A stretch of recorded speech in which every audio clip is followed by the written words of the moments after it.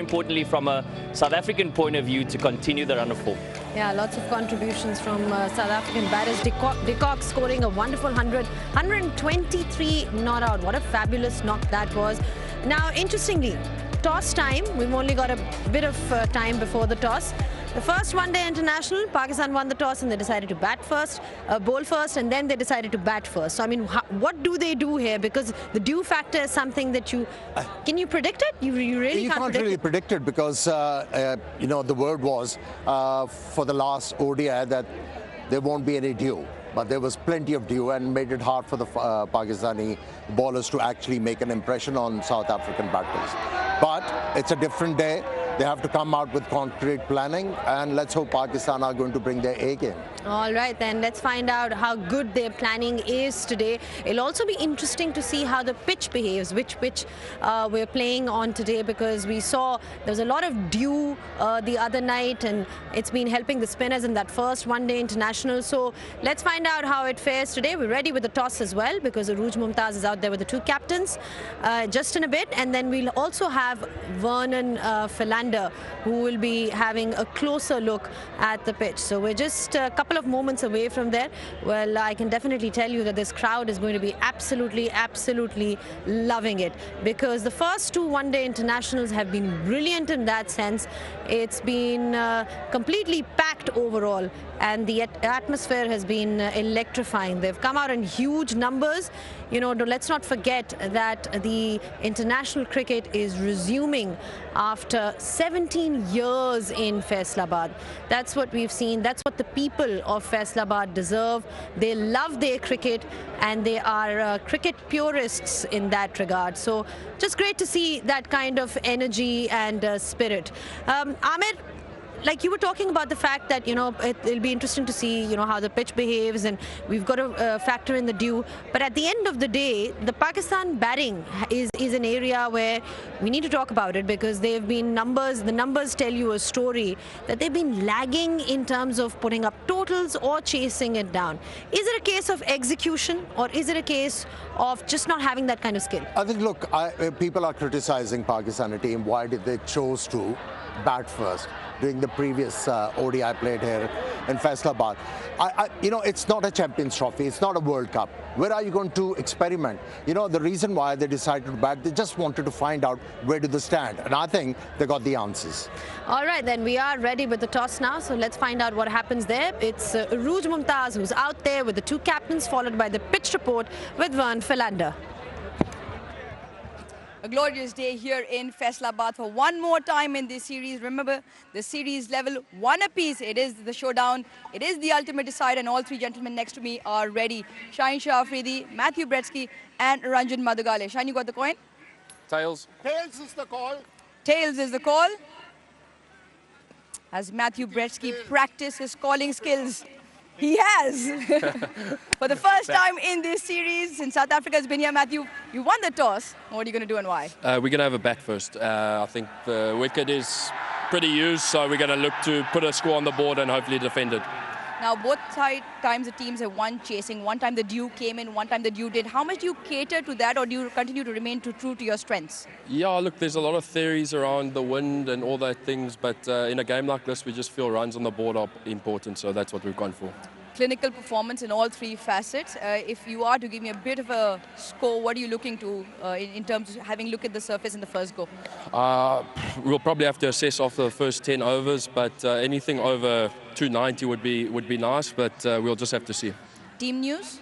Team news, we've had one last-minute change. Kashila is out with an injury, so Ruben Hamlin makes his debut, and Lungi Ngidi is in for George Linder. Brilliant. Matthew, Cool. have a good one. Thank you. Cheers.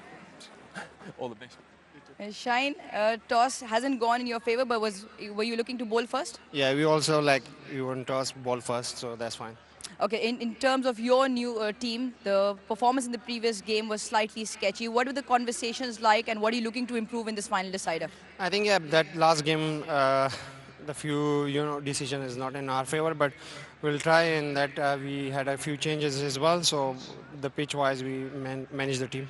And what are those team changes? Are there any for tonight? So Naseem and Wasim was rested, so Ebrar and Haris Rauf is in. So going with a slightly more spinner option because you might think this might turn. Yeah. Shine, I'm not sure if you know, but Pakistan hasn't won a series, an ODI series against South Africa at home.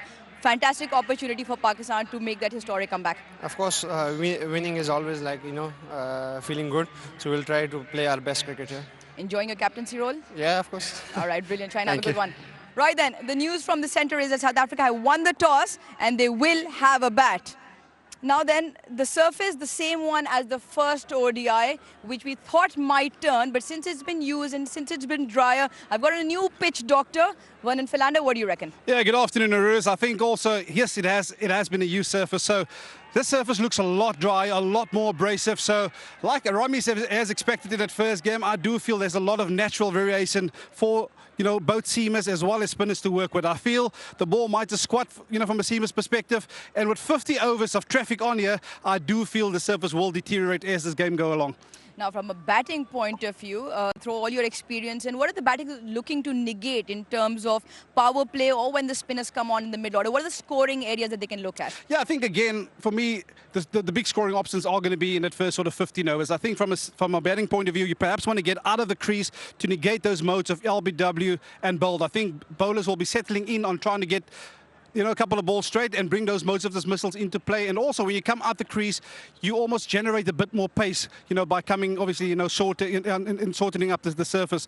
So, again, the middle phase, that's going to be the big question mark. Of course, South Africa, they've opted to bat first, and they have been challenged in that first ODI in that middle phase. So how they play the spinners, for me, I think you need to look a lot straighter in terms of, trying to get ones up the ground. But your scoring zones are particularly going to be a lot straighter than squarer. I think as a spinner, you want better to go square, then you bring those modes of dismissals into play. All right, then you've heard from Vernon Philander. Bring the modes of dismissals into play for batting, get runs on the board for Pakistan. All right, then there you heard it at the pitch report. In South Africa has finally won a toss on this tour, and they have decided to bat first. So it's time to have a look at who they're playing and who they're not. They've got a couple of changes also from a Pakistan side as well. We'll definitely have a look at it just in a bit. Ahmed, then finally South Africa winning the toss, and they have decided to bat first. Pakistan will be bowling first. How do you look at this decision before we move on to the winning the toss was eventuality. Anyways, they were bound to win one toss in this tour. So they have done that, and they have made a decision to bat first. But before I answer your question, I think that pitch report was kind of a coaching session, and Philander has definitely put Pakistani coach under pressure. He really went into it. Of course, that's what we need to see as well. JP, a couple of changes, we'll come to that, but South Africa finally winning a toss. How do you look at this decision first? Not surprised by it. I think it's a toss-up between do you play to your strengths and the understanding that you're not 100% sure whether the dew is going to come into play. We saw no dew in the first ODI. Yes, the dew came into play the second ODI. Then the toss-up is play to your strengths. And I think from a South African point of view, batting first is their strength. They know the surface well in terms of their options against spin. We heard Vernon Philander speak about that. So I'm not certainly surprised by it, but I think the power play has been so critical for South Africa from a batting point of view. That partnership up front has really set the tone, and I think they're going to be quite reliant on that again going forward. He spoke about the middle overs important, 100%, because the spinner is going to come into play, and how effective they can be is going to be the key. Absolutely. That power play then, Amir, you spoke about power play for South Africa. It's also crucial for Pakistan. They'll be bowling first, and more often than not, we've seen that from them, that if they dominate the power play, they get control of the game. That's what we've seen. So how important or how significant are the first few overs going to be? Throughout this ODI series, what we have seen from South African openers, they have batted with responsibility. At the same time, they managed to score runs at a good rate. And the Pakistani bowlers, they have failed to break the partnership earlier on. I think the way to go for them is how to pick up wickets with the new ball. It hasn't been happening for Pakistani team, and they have to come out with the ideas. And I thought Wasim Jr. was the right option to use the new ball, because he created that angle to the left-handers where we have seen him removing an opener and his dropping. is for me. Let's have a quick look at the teams then, because like you mentioned, Wasim Jr. is not playing today, and we'll have a closer look at that at Pakistan side as well. We've got South Africa, a couple of changes. They're batting first. JP, how do you look at the changes that they've got? Nagiri is back and Kashil is out because he is injured. Yeah, so forced change in Kashile missing out. Ruben Herman gets his opportunity for his debut. They've gone with the extra seam option this time around with Lungi Ngidi. So yeah, it's going to be an interesting contest for sure, because it somewhat shortens their batting lineup from an all-rounder perspective with Fortune at 8. So putting a little bit more pressure on their top 6 to make sure they score the bulk of the runs. Quick look at Pakistan then. Like we said, Wasim Jr. is not playing today. Haris Rauf comes in, and then they've got Abrar, the spinner, back in the side. Yeah, I don't mind Haris Rauf being brought into the side, but Wasim Jr. along with Shaheen and Rauf could have been a better option for Pakistan. They have to find a way to pick up wickets, and I think batting, it's usual suspects. I think the top order of Pakistan have to come good in this crucial game. Absolutely. That power play again belongs to the openers at the top and the frontline bowlers in those first few overs. Well, the crowd is building up nicely here. South Africa has won the toss and they have elected to bat first. We're all looking forward to a great game. We'll see you guys shortly after this break.